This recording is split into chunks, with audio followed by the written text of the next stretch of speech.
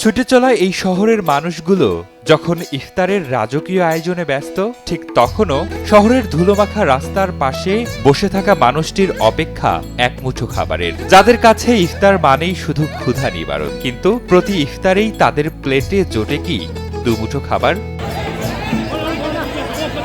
তবে সমাজের সেই সকল সুবিধা বঞ্চিত, ছিন্নমূল ও পথশিশু সহ নিম্ন আয়ের অসহায় এই মুখগুলোতে হাসি ফোটানোর মহৎ উদ্যোগ নজর কেড়েছে সকলের।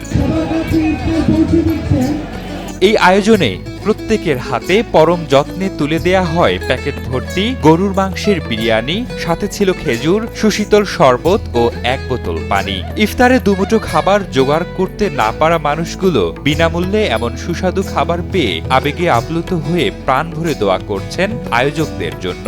মানে খাওয়া দাওয়া করবেন, ইফতারি করবেন,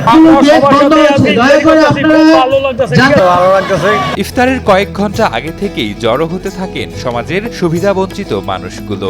একে অপরের পরিচিত না হলেও বসেন পাশাপাশি, সুশৃঙ্খলভাবে গ্রহণ করেন ইফতার। খাবার শেষে তৃপ্তির ঢেকুর তোলেন প্রত্যেকেই। মূলত আল্লাহর সন্তুষ্টি লাভের আশায় নারায়ণগঞ্জের কেন্দ্রীয় শহীদ মিনার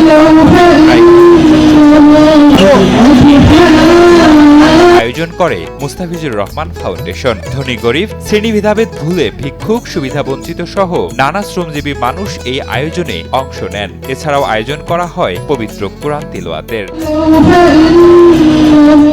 সমাজের অবহেলিত এই মানুষগুলোর জন্য ভিন্ন এই উদ্যোগ প্রশংসা কুড়িয়েছে পুরো এলাকায়। মানবিকতা, সংহতি ও পারস্পরিক সহানুভূতির এই আয়োজন আগামীতেও চলমান থাকবে বলে আশ্বাস দেন আয়োজকরা।